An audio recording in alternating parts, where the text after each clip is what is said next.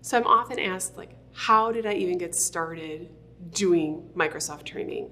And I feel like I grew up with it because my mom was an executive assistant in a county organization. And they were very much used to the Lotus 123, Word Perfect, and she was an expert at that. And I actually remember them converting to Microsoft, and she would come home and just complain all the time.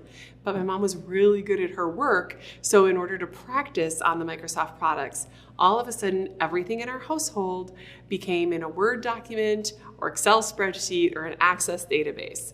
And I will tell you that my grandpa actually built computers. So having a computer in the house, as I was growing up in the 80s and my mom using it all the time meant that me and my sister grew up using that stuff as well. So I just always saw stuff organized that way. It was what I knew growing up, and it was just natural for me to start doing it myself.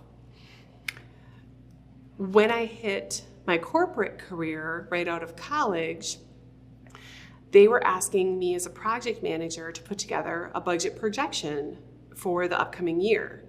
And I whipped out my Excel and I put something together, and I was super excited about it. I mean, I used some good formulas and some great charts and turned it in to my boss, and they were sort of blown away. And now this was the mid-90s. I'm like, Excel's been around a little while, this isn't new, but they had never used it in that particular application.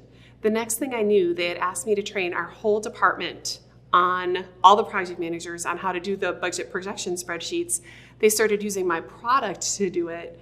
I trained them how to do it, and now I became a subject matter expert at a very young age in a massive global organization on the Microsoft suite. So I feel like it was a calling and a gift that I'm talented at, and people learned and were able to apply it. So I have always just figured out how to take a business problem and use these tools to solve it. And I feel like that's what I still do today.